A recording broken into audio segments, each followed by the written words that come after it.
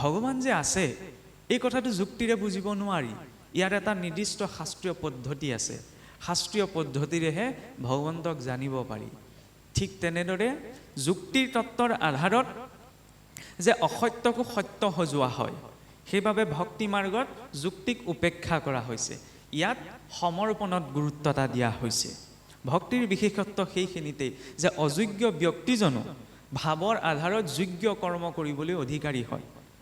কৰ্ম মাৰ্গত ব্যক্তিজনৰ গুণগতভাৱেও যোগ্যতা লাগিব, বৈশিষ্ট্যগতও কিছুমান যোগ্যতা লাগিব, তেতিয়াহে তেওঁ কামটো কৰিব পাৰিব। যদি কৰ্মৰ যোগ্যতা নাথাকে কাম কৰিব পাৰিব জানো? নোৱাৰে। জ্ঞান মাৰ্গতো জ্ঞান লাগিব, জ্ঞান অবিহনে নিৰ্দিষ্ট এটা কাম ব্যক্তি এজনে কৰিব নোৱাৰে। কিন্তু ভক্তি মাৰ্গত তেওঁ কিমান কৰ্মী, তেওঁ কিমান জ্ঞানী, এই কথাটো চাই গুৰুত্ব দিয়া নাযায়। ইয়াত কি গুৰুত্ব এটা দিয়া যায় যে তেখেতৰ ভাৱ কেনে। ভগৱন্তকো সেইবাবে আমি কওঁ ভাৱগ্ৰাহী জনাৰ্দন। ভগৱন্তই ভক্তৰ পৰা কি বিচাৰে? ভাৱ। ভাৱতহে তেওঁক পাব পৰা যায়।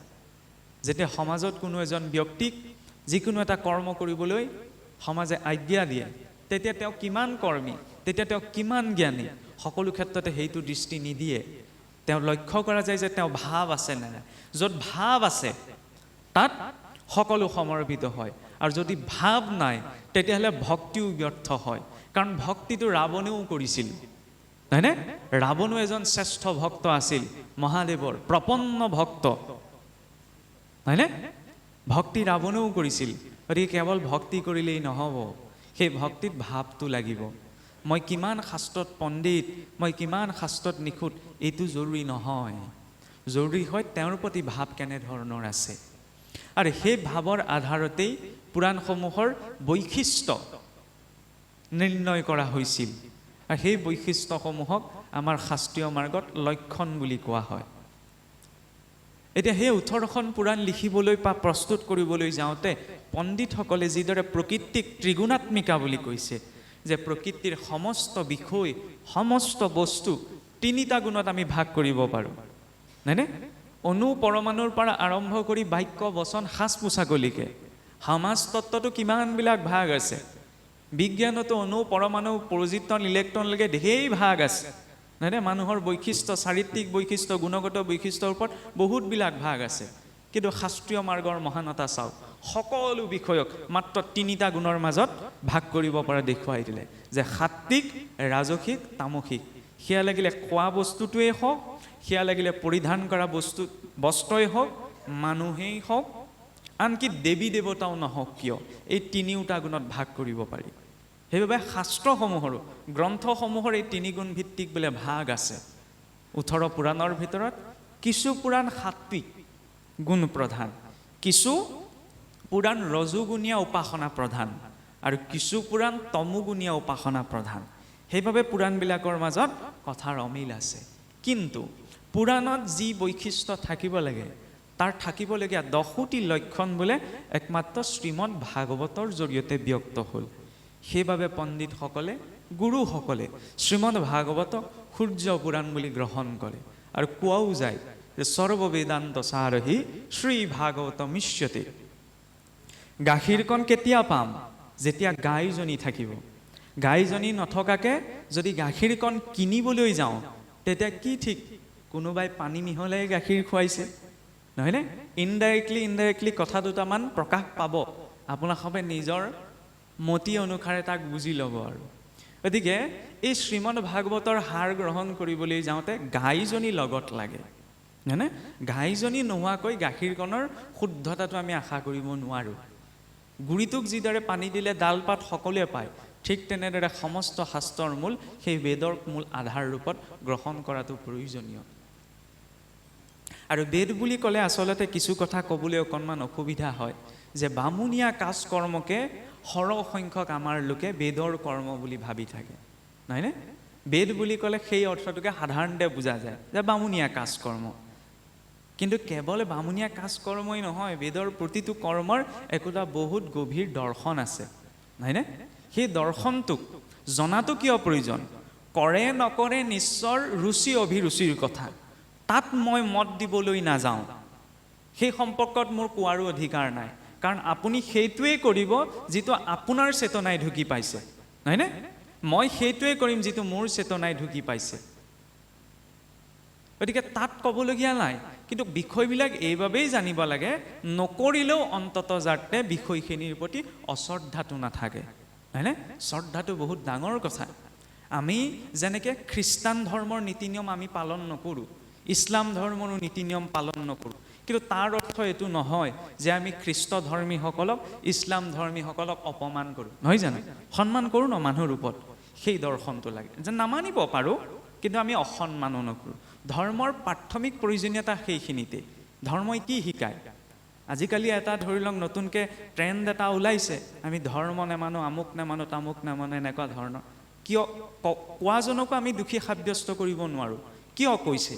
কাৰণ ধৰ্মৰ নামত সমাজত যদি ভেদাভেদ দেখে, হয়নে, ইজন সিজনৰ মাজত অমিলতা দেখে, তেতিয়াহ'লে স্বাভাৱিক কথা নতুন মানুহ এজনে ক'বই যে মই ধৰ্ম নামানো। কিন্তু ধৰ্ম কিয় লাগে? মই অকণমান কটু উদাহৰণ এটা দিম যে চাওকচোন, যদি ভাতৃ আৰু ভগ্নীৰ মাজত বিবাহ হয় তেতিয়াহ'লে সন্তান জন্ম হ'বনে নহ'ব বাৰু? শুনিবলৈ এইটো নাভ্ৰুত নাশ্ৰুত কথা, হয়নে? কিন্তু উত্তৰটো কি হ'ব? কিছুমান কথা অকণমান কটুতাৰে গ্ৰহণ কৰাটো প্ৰয়োজন, তেতিয়া স্থায়ীকৈ হৃদয়ত থাকি যায়। ভাতৃ আৰু ভগ্নীৰ মাজতো বিবাহ হয় তেতিয়াহ'লে সন্তান জন্ম হ'বই, কিন্তু সেই কৰ্মটো আমি কেতিয়াও মানি নলওঁ। ল'ম জানো? কোনে নামানিবলৈ কৈছে? কোনোবাই আমাক কৈছে জানো? ভগৱানে নকৰিবলৈ কৈছেহি জানো? নাই কোৱা নহয়। আমাৰ মনটোৱে মানি লোৱা নাই, আমি মনেৰে মানি নলওঁ। কিয় মানি নলওঁ? সেইটোৱেইটো ধৰ্ম। ধৰ্ম সেইকাৰণেই লাগে, মৰ্যাদা নিৰূপণৰ বাবে, হয়নে? মৰ্যাদাত থাকি যেতিয়া জীৱনটোত কৰ্ম কৰা যায় তেতিয়া কোনো জটিলতাৰ সন্মুখীন হোৱা নাযায়, কিন্তু মৰ্যাদাক লংঘন কৰি যেতিয়া গুচি যোৱা যায় তেতিয়াহ'লে যত যিমান সমস্যা আহে। সেইবাবে এটা বাউণ্ডেৰী লাগে। দেৱী সীতাকো যেতিয়া ৰাৱণে হৰণ কৰিবলৈ গৈছিল, ৰাৱণৰ সামৰ্থ্যতা নাই যে আই সীতাক ৰাৱণে হৰণ কৰিব পাৰিব। কাৰণ কিমান শক্তিশালী আছিল। যিখন হৰধেনু ৰাৱণে দাঙিব নোৱাৰিলে সেইখন হৰধেনু আই সীতাই সোঁহাতে দাঙি তলত থোৱা মজিয়া চফা কৰিছিল। ৰাৱণৰ বল ইমান আছিল জানো দেৱী সীতাক হৰণ কৰি নিব পাৰিব? নাই। কিন্তু কিয় নিব পাৰিব? আমি কওঁ ন যে লক্ষ্মণে ৰেখা এডাল আঁকি থৈ গৈছিল, যাক লক্ষ্মণ ৰেখা কোৱা হয়। নামটোহে লক্ষ্মণ ৰেখা। ৰেখাডালে কি বুজাইছে? মৰ্যাদা। মৰ্যাদাৰ সীমাৰেখাৰ ভিতৰত যেতিয়ালৈকে মনুষ্য থাকে তেতিয়ালৈকে তাক একো অপশক্তিয়ে অপকৃত কৰিব নোৱাৰে। কিন্তু মৰ্যাদাৰ সীমাৰেখাডাল যেতিয়াই লংঘন কৰি দিয়া যায় তেতিয়া বেলেগকৈ আৰু অমংগলক জীৱনলৈ নিমন্ত্ৰণ দিব নালাগে। সেইবাবে আমাৰ নীতি আছে, আচাৰ আছে। আচাৰো পৰমো ধৰ্ম আচাৰহীনম নপুনন্তি বেদ। যিজন আচাৰহীন তেওঁক বেদেও সূচী কৰিব নোৱাৰে, হয়নে? তাৰ প্ৰমাণ স্বয়ং এই ৰাৱণেই। ৰাৱণ কিমান ধাৰ্মিক ব্যক্তি আছিল। ধাৰ্মিক বুলি কোৱা হৈছে কাৰণ 4 বেদৰ ওপৰত ৰাৱণে ভাষ্য লিখিছিল। আজিলৈকে ইমান মহাপুৰুষ এইখন ভাৰত ভূমিত হৈ গৈছে, বেদৰ ওপৰত ভাষ্য লিখা বহুত কম সংখ্যক মহাপুৰুষ আছে, সম্ভৱ নহয়। কিন্তু সেই বেদৰ ভাষ্য প্ৰদানকৰ্তা আছিল ৰাৱণ, নহয়নে? ঋষি কুলোদ্ভৱ আছিল, কিন্তু কেতিয়াও ৰাৱণক আমি ঋষি বংশোদ্ভৱ বুলি মনত নেপেলাওঁ বা নকওঁ। কিয়? ৰাৱণে নিজৰ মৰ্যাদাক লংঘন কৰিছিল, নহয়নে? নিজৰ সংস্কাৰ ত্যাগ কৰিছিল। সেইবাবে ধৰ্ম বা ভাগৱত ধৰ্ম আমি যিয়েই নকওঁ, আজিকালি ধৰ্ম বুলি ক'লেতো অকণমান ভয় লগা হৈছে, কাৰণ সংজ্ঞাবিলাক ঢেৰ হৈছে যে ইজনে ক'ব এইটোহে আমাৰ ধৰ্ম, ইজনে ক'ব সেইটোহে আমাৰ ধৰ্ম। আৰু নামকেইটা ভিন্ন হ'ব পাৰে, লক্ষ্যটোতো এটাই ন। লক্ষ্য যেতিয়া স্পষ্ট হয় তেতিয়া মতভেদৰ মাজতো একতাৰে থকাটো সম্ভৱ হয়। প্ৰমাণ স্বয়ং সমুদ্ৰ মন্থনৰ যিটো কাহিনী, দেৱতা আৰু অসুৰ কাৰো মিল নাই, কিন্তু সমুদ্ৰ মন্থন কৰোঁতে কোনেও অবজেকশ্যন ধৰিব নোৱাৰিলে। কিয়? উদ্দেশ্যটো যে মহৎ আছিল। উদ্দেশ্য কি আছিল? অমৃত প্ৰাপ্তি। যেতিয়া উদ্দেশ্যটো শ্ৰেষ্ঠ হয় তেতিয়া তাৰ মাজত সৰু সৰু কথাবিলাকত লাগি সমাজত কেতিয়াও বিশৃংখলতাই দেখা নিদিয়ে। কিন্তু উদ্দেশ্যটো যেতিয়া সৰু সুৰা হয় তেতিয়া মোৰ আপোনাৰ লগত অমিল হোৱাটো স্বাভাৱিক, সকলোৰে মনবিলাক একেই নহয় নহয়, তাৰ মাজত অসমতুল্যতা দেখা দিয়ে। সেইবাবে শাস্ত্ৰ যেতিয়া অধ্যয়ন কৰা যায়, শাস্ত্ৰ যেতিয়া পাঠ কৰা যায়, শাস্ত্ৰ যেতিয়া চৰ্চা কৰা যায়, শাস্ত্ৰ বুদ্ধিৰে সকলো কথা বুজাটো প্ৰয়োজন, মনুষ্য বুদ্ধিৰে নহয়। যেতিয়া আমি মনুষ্য বুদ্ধিৰে শাস্ত্ৰ বুজিবলৈ আৰম্ভ কৰোঁ তেতিয়াই অৰ্থৰ অনৰ্থ হৈ পৰে। শাস্ত্ৰত যিটো দৃষ্টিকোণ দিয়া গৈছে সেইটো দৃষ্টিকোণেৰেই তাক গ্ৰহণ কৰাটো প্ৰয়োজন। এতিয়া এই 10টি লক্ষণৰ কথা ক'বলৈ যাওঁতে আপোনালোক সকলোৱে জানে যে আমাৰ সন্মুখত যি শ্ৰীমদ ভাগৱত পাঠ হৈ আছে, এই শ্ৰীমদ ভাগৱত 12টি স্কন্ধৰ, নহয়নে? 335টি অধ্যায়, 18,000 শ্লোক, ইমান এভাগ ডাঙৰ গ্ৰন্থ। কিন্তু আদিতে এই শ্ৰীমদ ভাগৱত বোলে মাত্ৰ 4টি শ্লোকত আছিল। ধেমালি কথা নে? 4টি শ্লোকক ব্যাখ্যা কৰি কৰি 18,000 শ্লোকলৈ লৈ যোৱা হ'ল। এইটো সৰু কথা নহয়। এইটোৱেই হৈছে জ্ঞানৰ বিস্তাৰ। প্ৰথম অব্যক্ত, অব্যক্তৰ পৰা সূক্ষ্ম, সূক্ষ্মৰ পৰা স্থূল, এইটো হৈছে বিস্তাৰ। এইটো হৈছে জগত সৃষ্টিৰ ক্ৰম। আৰু স্থূলৰ পৰা সূক্ষ্ম, সূক্ষ্মৰ পৰা অব্যক্ত, এইটো হৈছে জগত ধ্বংসৰ ক্ৰম। ইয়ৎ পিণ্ডে তৎ ব্ৰহ্মাণ্ডে, জগতখনত যি যি ঘটিত হৈ আছে এই পিণ্ডৰূপী শৰীৰটো সেই একেটা ক্ৰমেই ঘটিত হয়। এইটো শৰীৰ প্ৰথমতে মাতৃগৰ্ভত কি ৰূপত থাকে? অব্যক্ত, হয়নে নহয়? অব্যক্তৰ পৰা সি সূক্ষ্ম ৰূপ পায়, অৰ্থাৎ প্ৰথম শৰীৰটোৰ ভ্ৰূণটোৰ বিকাশ পায়। তাৰপিছত যেতিয়া জন্ম হয় স্থূল ৰূপ পায়, নহয়নে? একেটা ক্ৰমেই নহয় জানো? অব্যক্তৰ পৰা সূক্ষ্ম, সূক্ষ্মৰ পৰা স্থূল। ওলোটা ৰিভাৰ্চত কি হৈ যায়? আপোনাৰ স্থূলৰ পৰা সূক্ষ্ম। যেতিয়া এই শৰীৰটোৰ পৰা জীৱ ওলাই যাব, ইয়াক যেতিয়া দাহ সংস্কাৰ কৰা যাব, তেতিয়া ইয়াৰ স্থূলতা নষ্ট হৈ কিহলৈ পৰিৱৰ্তন হয়? সূক্ষ্ম। অগ্নিত কিয় দাহ কৰা হয়? অগ্নিয়ে যিকোনো এটা পদাৰ্থক স্থূল আৰু সূক্ষ্ম ৰূপলৈ পৰিৱৰ্তন কৰিব পাৰে। 19ৰ দশকত এজন বিখ্যাত পদাৰ্থ বিজ্ঞানী এলবাৰ্ট আইনষ্টাইনে এটা পদাৰ্থ বিজ্ঞানত সূত্ৰ দিছিল, যাৰ মতে মানে ভৰক কিদৰে শক্তিলৈ ৰূপান্তৰ কৰিব পাৰি গাণিতিকভাৱে। কিন্তু সেইটো দৰ্শন আমাৰ সংস্কৃতিত পূৰ্বৰ পৰা আছে। ইমান এটা স্থূল পদাৰ্থক নিমিষতে অগ্নিৰ জৰিয়তে সূক্ষ্মলৈ ৰূপান্তৰ কৰি দিয়া যায়। অগ্নিয়ে কি কৰে? স্থূল সূক্ষ্ম দুটা ৰূপত ভাগ কৰে। চাওকচোন, যিদৰে অন্তিম সংস্কাৰ অগ্নিত হৈছে, প্ৰাৰম্ভিক সংস্কাৰো অগ্নিতে হয়। মাতৃগৰ্ভত যেতিয়ালৈকে জঠৰাগ্নিৰ উষ্ণতা নাপায় তেতিয়ালৈকে ভ্ৰূণটোৰ বিকাশ সম্ভৱ নহয়। তাতো অগ্নি আছে। জগতৰ ধ্বংস হওঁতেও অগ্নি আছে, পাছত ওলাবগৈ এইখিনি। আৰু জগতৰ সৃষ্টিটো অগ্নি আছে। যেতিয়া বোলে বিগ বেং হৈছিল, মহানাদ বিস্ফোৰণ হৈছিল, তাতো এক প্ৰচণ্ড উত্তাপৰ প্ৰকট হৈছিল। আৰু আমি সেইবাবে গুৱা পাণ এটা আগবঢ়াওঁতেও চাকি গছ জ্বলাই লওঁ, নহয়নে? মাংগলিক কৰ্ম কৰোঁতে চাকি গছ জ্বলাই লওঁ। আমি শুভ কাম কৰোঁতে নিজে জ্বলাই পেলাই ফু মাৰি নুমুৱাই নিদিওঁ। আজিকালি ঘুমাইছে আৰু তেনেকুৱা অকণমান সংস্কৃতি এটা। মাংগলিক কৰ্ম কৰোঁতে অন্তত অগ্নি কিয় জ্বলোৱা হয়? আমি কওঁ গুৰুবন্তী বুলি, সেইটো আমাৰ দৰ্শনৰ ভাৱ। কিন্তু কিয় কোৱা যায়? তাত অগ্নি সাক্ষী ৰূপত আছে। অগ্নিক ঈশ্বৰৰ নেত্ৰ বুলি কোৱা হয়, অৰ্থাৎ ঈশ্বৰৰ চক্ষু। সেইবাবে অগ্নি প্ৰজ্বলিত কৰিহে যিকোনো কৰ্ম আমাৰ কৰা যায়। এইটো দৰ্শন। আৰু যাই হওক, এই অব্যক্তৰ পৰা সূক্ষ্মৰ যিটো ক্ৰম, সেই ক্ৰমটোত চাবলৈ যাওঁতে আদিতেতো চতুশ্লোকী ভাগৱতো নাছিল। চাবলৈ গ'লে একাক্ষৰ ৰূপী প্ৰণৱ ধ্বনিহে আছিল, ওমকাৰ ধ্বনি। তাৰ পৰাই বিভিন্ন ধ্বনিৰ উৎপত্তি হৈ শব্দৰ বিস্তাৰ ঘটিল। আৰু প্ৰণৱ অৰ্থাৎ ওমকাৰ, হিন্দু মানুহে ওমকাৰ কয়, বাকীবিলাক মানুহেতো নকয়।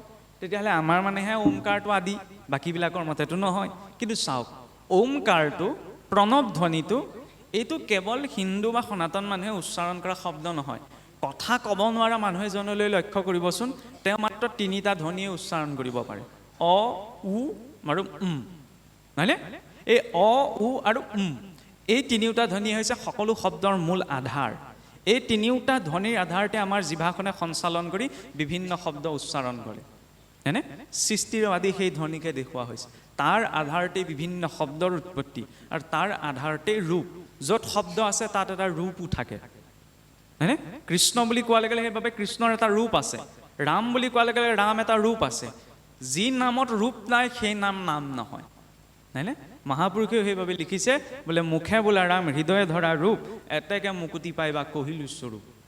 কৃষ্ণ বুলি কওঁতে যদি কৃষ্ণৰ ৰূপ নাই তেতিয়াহ'লে সেয়া কেৱল উচ্চাৰণ। ৰাম বুলি কওঁতে যদি ৰামৰ ৰূপ নাই তেতিয়াহ'লে সেয়া কেৱল উচ্চাৰণ।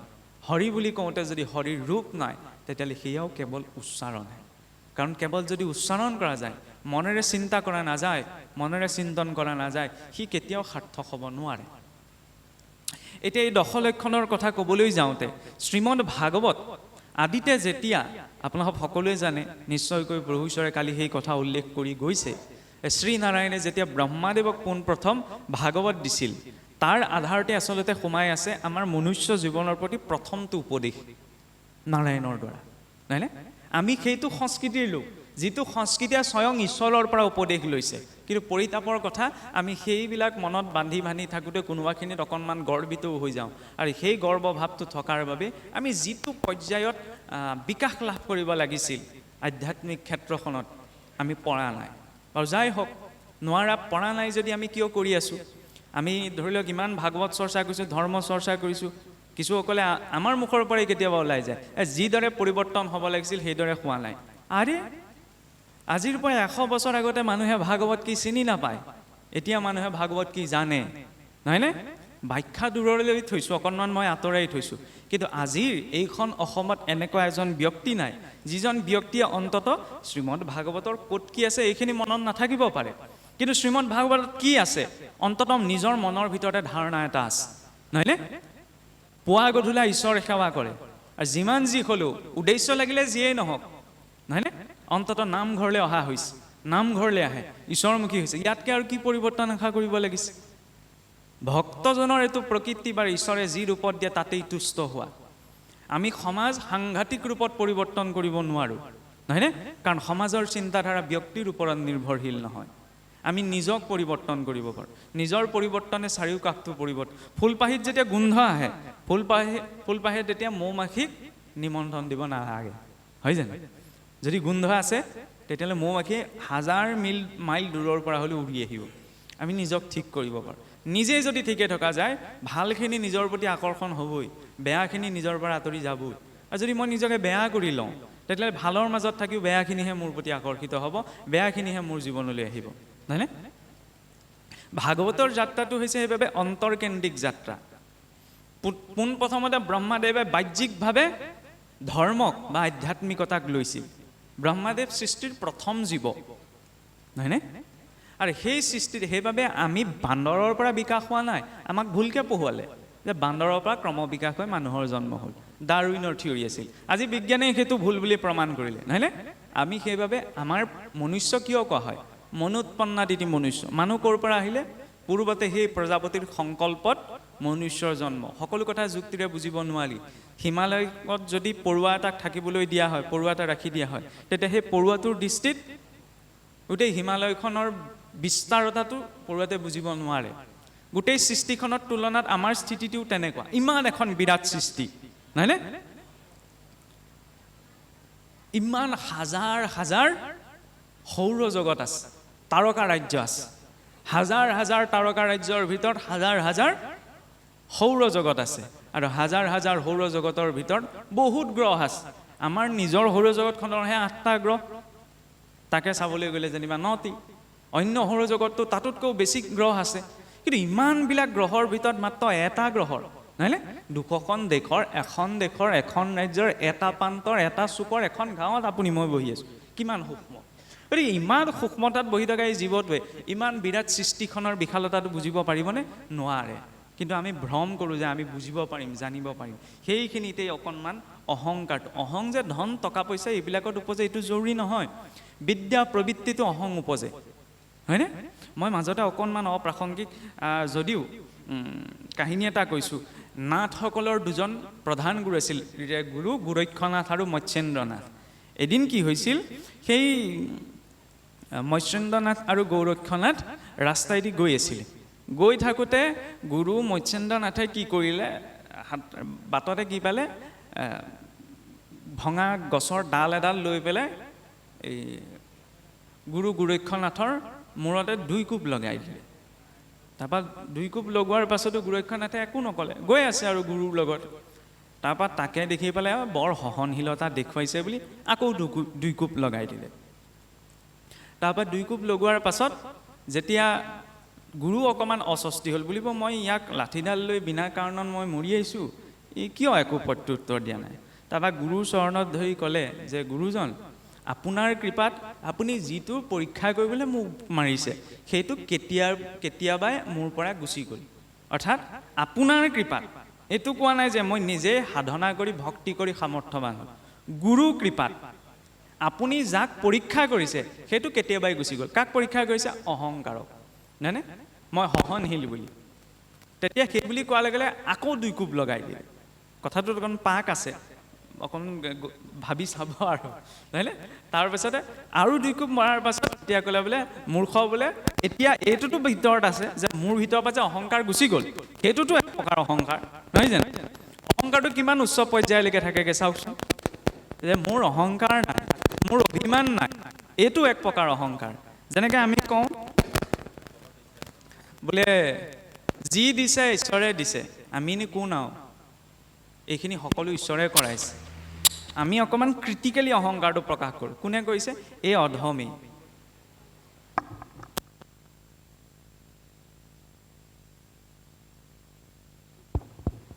নহয়নে কোনে কৰিছে এই অধম বুলি নিজকেইতো কৈছোঁ ন এইটো অকণমান ক্ৰিটিকেল অহংকাৰ গতিকে অহংকাৰটো এনেকুৱা নহয় যে কেৱল ধন টকা পইচা সংসাৰখনতেই জড়িত হয় বহুত উচ্চ পৰ্যায়লৈকে এইটো থাকেগৈ তাৰ পৰাতো 3টা গুণৰ প্ৰকাশ হৈছে সত ৰজ তম 3 গুণ আৰু যাই হওক এতিয়া ব্ৰহ্মাদেৱক যেতিয়া নাৰায়ণে ক'লে যে তুমি সৃষ্টি আৰম্ভ কৰা হয়নে এই আদেশটো পোৱাৰ পাছতে ব্ৰহ্মাদেৱে ভাবিলে মই আজ্ঞা পালোৱেই যেতিয়া আৰু কি লাগিছে এই কথাটো ভাবিয়ে যেতিয়া সৃষ্টিখন নিৰ্মাণৰ কামত আৰম্ভ কৰিলে পোনপ্ৰথমতে তেওঁ বোলে ভুলবশত কি সৃষ্টি কৰি পেলালে অবিদ্যা ঈশ্বৰৰ ইচ্ছাত ব্ৰহ্মা সৃষ্টি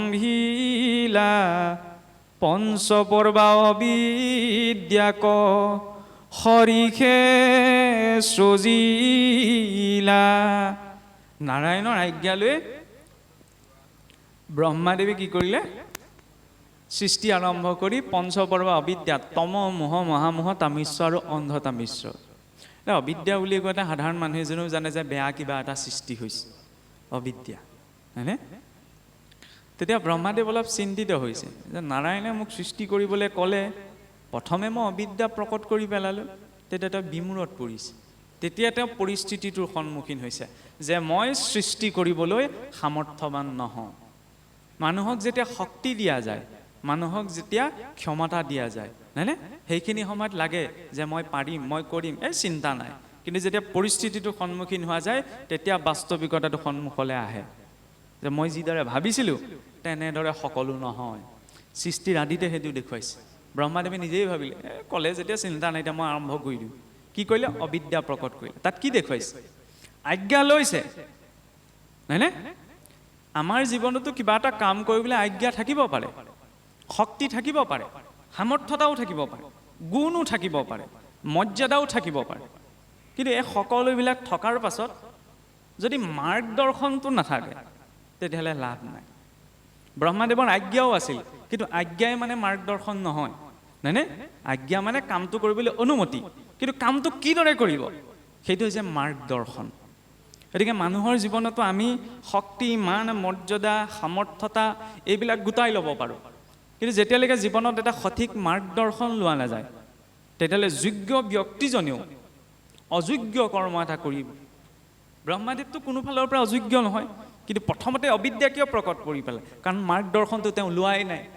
নহয়নে সৃষ্টিৰ আদিতে সেইটো দেখুৱাইছে গতিকে মনুষ্য জীৱনতো এটা মাৰ্গদৰ্শন লাগে মোবাইলটো বেয়া হ'লে মোবাইলৰ লগত মেনুৱেল এখন থাকে ফ্ৰিজটো কিনিবলৈ গ'লে তাতো মেনুৱেল এখন দিয়ে নহয় জানো কোনটো পাৰ্টত কি লিখা থাকে সেইখন চাই অন্ততঃ বুজি ল'ব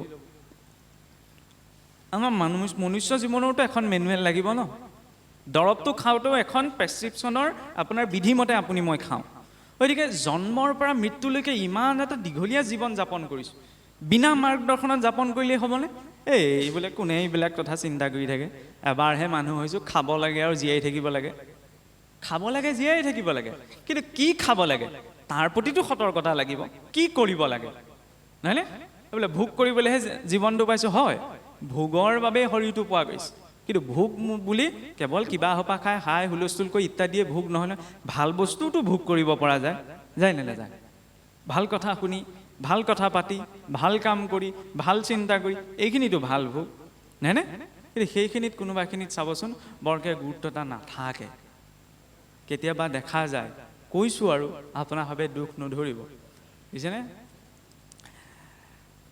7 দিনীয়া আপোনাৰ ভাগৱত পাঠ হ'ল বুজিছেনে 7 দিনীয়া ভাগৱত পাঠৰ পাছত আৰু ধৰি লওক সেইকেইটা দিন আৰু গাঁৱৰ ঘৰতে যেতিয়া 7 দিনীয়া ভাগৱত পাতে কেনেকুৱা এটা পৰিৱেশ সৃষ্টি হৈ থাকে থকাৰ পিছত আৰু ধৰি লওক গধূলা সামৰণি পৰিলে সামৰণি পৰাৰ পিছত আৰু ধৰি লওক নাম প্ৰসংগ কৰাৰ পিছত প্ৰসাদ লৈ পেলাই আৰু ঘৰলৈ উভতি আহিছে আৰু 7 দিন নামঘৰত পূৰা লাগি আছে হয়নে তাৰপৰা এই 7 দিন আৰু 7 দিনীয়া তেনেকৈ ভাগৱত পাতিলে এমাহ আগৰ পৰা ধৰি লওক বতে বিধানে ৰাইজ থাকে নহয় জানো এমাহ থাকিলে এতিয়া এমাহ 7 দিন হ'ল হয়নে গধূলি অহাৰ পিছত গা পা ধুই কৈছে সেই এমাহ দিন নাই গধূলিলে কিবা অকণমান যোগাৰ কৰিব বুজিছেনে ভাগৱতৰ ব্ৰতটো বান্ধি মানে কথাটো ঠিক তেনেকুৱা হৈ যায় কেতিয়াবা ষষ্ঠী স্নান হাতীটোৱে ঘণ্টা জুই সৰোবৰত গাটো ধুই থাকে পাৰলে উঠি আহি আকৌ বোকা লেদিয়াই লয় তাৰ ফলত কি হয় সেই ঘণ্টা জুৰি কৰা স্নান এই নিমিষতে বিফল হৈ যায় সেইকাৰণে বহুত ডাঙৰ পুণ্য এটা সামান্য পাপ এটাই নষ্ট কৰি পেলাব পাৰে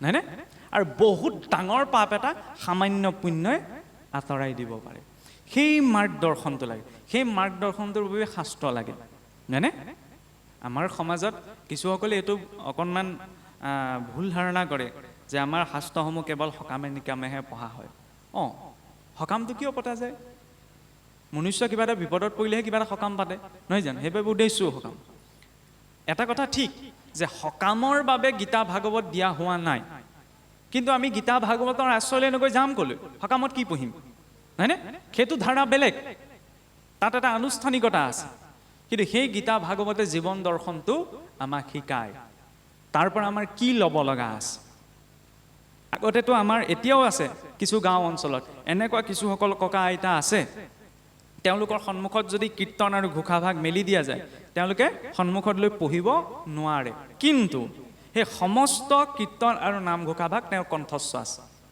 এনেকুৱাওতো আছে কেনেকৈ কণ্ঠস্থ হ'ল শুনি শ্ৰৱণ সেইকাৰণে শুনিব লাগে শ্ৰৱণ 3টি পৰ্যায়ত হয় প্ৰথম হৈছে অধম শ্ৰৱণ এইফালে শুনিলে ইফালে উলিয়াই দিলে এইটো অধম শ্ৰৱণ কিন্তু অধম শ্ৰৱণটো দলিয়াই পেলাব নালাগে অধম শ্ৰৱণো মানুহৰ প্ৰয়োজনীয়তা আছে আমি পটককৈ ধৰিলে অধম শ্ৰৱণ দৰকাৰ নাই দলিয়াই দিওঁ নহয় অধম শ্ৰৱণৰ প্ৰয়োজনীয় কোনখিনিত আছে কেনিবা গৈ থাকোঁতে ক'ৰবাত বেয়া কথা এটা শুনিলোঁ সেইখিনি সময়ত অধম শ্ৰৱণটো লাগে যে শুনিলোঁ ইফালে উলিয়াই দিলোঁ সেইটো প্ৰয়োজন নাই জৰুৰী নহয় সদায় যে ভাল কথাই কাণত পৰিবহি বেয়া কথাটো ইফালে শুনি ইফালে উলিয়াই দিব লাগে সেইখিনিত অধম শ্ৰৱণটো প্ৰয়োগ কৰিব লাগে মধ্যম শ্ৰৱণ আটাইতকৈ বেয়া শ্ৰৱণ এই মধ্যম শ্ৰৱণ শুনে মই শুনিলোঁ মনতো থাকিলে কিন্তু মই একো আচৰণ নকৰোঁ এইটো মধ্যম শ্ৰৱণ আৰু এই মধ্যম শ্ৰৱণত গুৰুত্ব এটা ক'ত দিয়া হয় শাব্দিক জ্ঞানত যিমান পাৰোঁ মই জানিব বিচাৰোঁ এইটো ভাতৰ শিক্ষা বুলি যে কয় মই ঢেৰ শাস্ত্ৰ পঢ়ি লাভ নাই যদি মোৰ আচৰণত নাই সেইবাবে কোৱা হৈছে শব্দ ব্ৰহ্ম নিষ্ণাতো নিষ্ণাতো পচেয়দি সমন্তস্ব শ্ৰুতফলম সব্যধেনু ৰক্ষিত পৰম শব্দত জ্ঞান নাই যদি সেইখিনি অনুভৱত নাই অনুভৱবিহীন জ্ঞান এই বাজি গাই ৰখাৰ লগত তুলনা কৰিছে বাজি গাইজনে না গাখীৰ দিব না পোৱালি দিব হয়নে মাত্ৰ আছেহে ঠিক তেনেদৰে শব্দবিলাক জ্ঞান ল'বলৈ যাওঁতে তাত যদি অনুভৱটো নাই তেতিয়াহ'লে সেই বাজি গাই ৰখাৰ নিচিনা সি ফল নিদিয়ে আৰু উত্তম শ্ৰৱণ হৈছে আটাইতকৈ শ্ৰেষ্ঠ যে শুনা গৈছে শুনি পেলাই তাক মনন কৰা গৈছে আৰু মনন কৰি তাক জীৱনত পালন কৰা গৈছে সেইবাবে কি কৈছে শ্ৰৱণৰ এটা ক্ৰম আছে এটা পদ্ধতি আছে যে শ্ৰৱণমটো গুৰুপূৰ্বম প্ৰথমতে গুৰুমুখেহে শুনিবলৈ কৈছে আনৰ মুখে নহয় কিন্তু কাৰণ গুৰুমুখে শুনাৰ এটা তাৎপৰ্য আছে গুৰু হৈছে দেখা ঈশ্বৰজনক চিনিলেহে নেদেখাজনক চিনিব পাৰিম আৰু সকলো গুৰু হ'ব নোৱাৰে হয়নে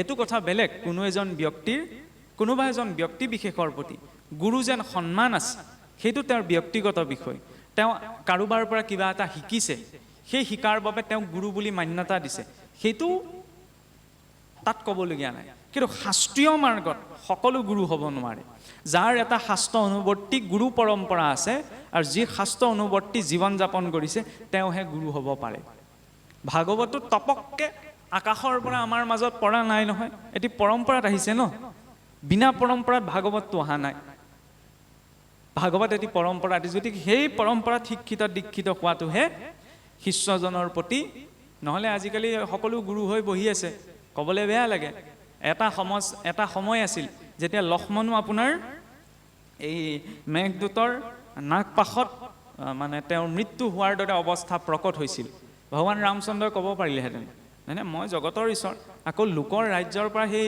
চিকিৎসক মাতি অনা কি প্ৰয়োজন সুখেন বৈদ্যক মাতি অনা নাছিল জানো ৰাৱণৰ ৰাজ্যৰ পৰা বা আকৌ হনুমন্তক সঞ্জীৱনী ঔষধ আনিবলৈও পঠাইছিল। ভগৱন্তই এইটোও দেখুৱাব পাৰে যে চিন্তা নাই, মই ঈশ্বৰ বা মই কিবা এটা কৰিম। তেওঁ যিটো পৰিস্থিতিত পৰিছে সেই পৰিস্থিতি অনুক্ৰমে সমাধানটো কৰিছে। বেমাৰত মানুহ পৰিছে, চিকিৎসাৰ বাবে চিকিৎসকক মতুৱাই আনিছে আৰু ঔষধ অনুৱাইছে, হয়নে? আজিকালি এনেকুৱা হ'লে যে চিন্তা নাই, মই কৈ দিছোঁ নোহোৱা কামটো হৈ যাব। ইমান সিদ্ধি ক'ৰ পৰা আহিলে? অশ্ৰদ্ধা কৰিব নালাগে, কিন্তু বৰকে গুৰুত্বও দিব নালাগে, হয়নে? এনেকুৱা কাৰো সামৰ্থ্যতা নাই যে ঈশ্বৰৰ বিধি বিধান হেৰফেৰ কৰি পেলাই কাৰোবাক নোহোৱা ফল এটা দি দিব পাৰিব, নহয়নে? আজিকালি তাৰ প্ৰতি আমি বেছি আকৰ্ষিত হওঁ। আমুকলৈ গৈছোঁ বোলে বহুত সিদ্ধ পুৰুষ আছে, আমুক কৈ দিলেই হৈ যাব, আমুকটো হৈ যায়, তামুকটো হৈ যায়। আৰে কোনেও কৈ দিলে একো হৈ নাযায়। একমাত্ৰ জীৱনত যিখিনি ফল পোৱা যায় নিজৰ কৰ্মফল। কৰ্মফলত কোনেও হস্তক্ষেপ কৰিব নোৱাৰে।